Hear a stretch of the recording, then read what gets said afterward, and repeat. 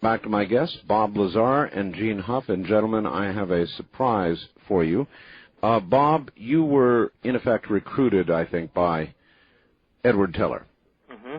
I have a friend who's listening to the show this morning as we speak, believe it or not, all the way down in Perth, Australia. His name is Stan Dale, and he was also recruited by Edward Teller. And he's got a question or two for you. I'm going to see if we can bring him up. All the way from Perth, Australia, there's a slight delay in the phone line transmission. Stan, are you there? Yeah, Art. Okay, very good. Bob Lazar is on the line, and I know you followed the Lazar story, and you might briefly, just very briefly, recap yours and ask a question. All right, very briefly, I was working in the computer business in Dallas in I think it was 71. And among other things, I was also doing some investigation for the FBI at the corporations where I was working as an undercover kind of plant.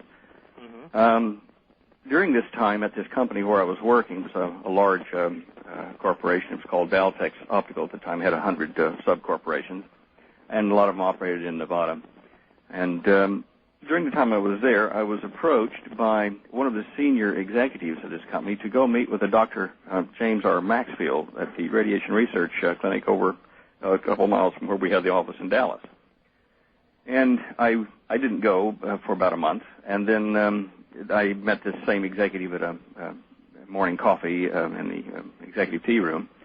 And he said to me I hadn't been to see his friend Maxfield, and the reason he'd asked me to go was because I had talked to him about some work that I'd been doing in my time off, my private time at home, in my own laboratory, working with two things.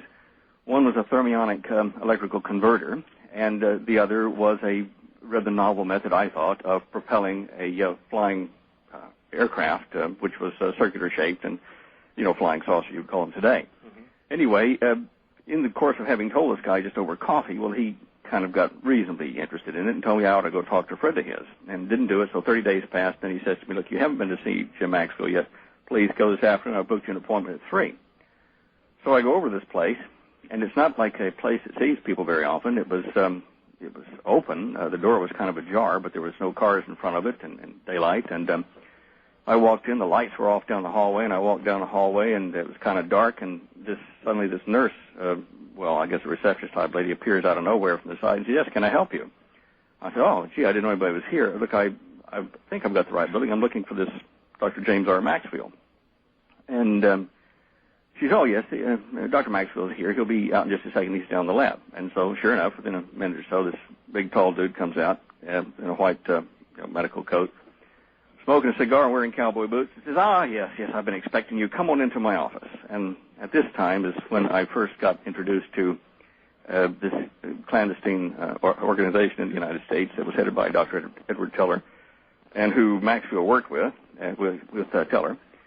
And this organization had been working since the mid-'50s on something like 50-some-odd projects, all related directly to flying saucer technology, if you wish to put it down to that level.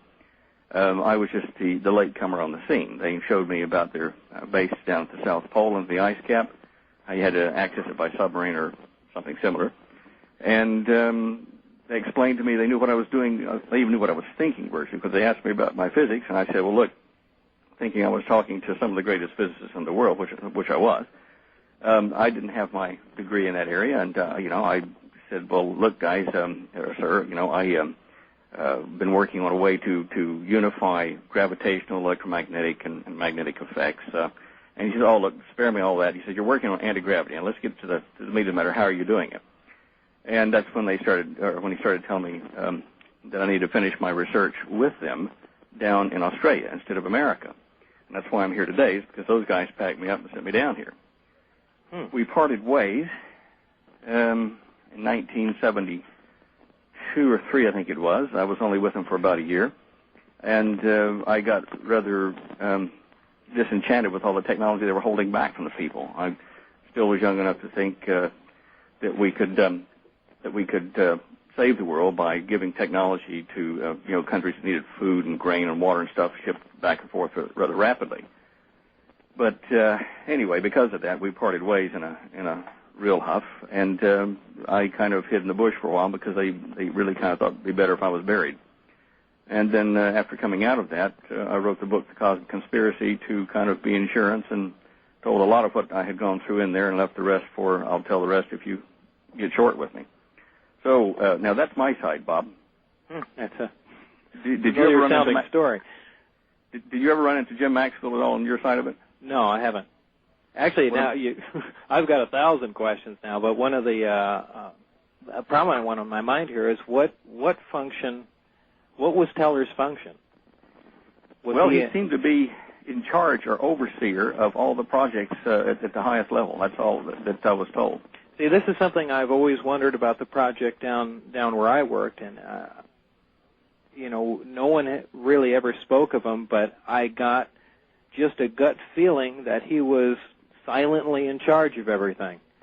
And what you're saying is also very interesting, because a lot of what you're talking about seems to mimic some of the things we were working on. In fact, Bob, if I remember right, when Teller called you, when you originally got the call from him to contact the gentleman at EG&G, Teller said that he was no longer active but worked in a chief consultant capacity. That's right. Uh-huh. Something happened after I left because, in fact, I'll tell you, I had minders appointed down here who really run this country and run the prime ministers.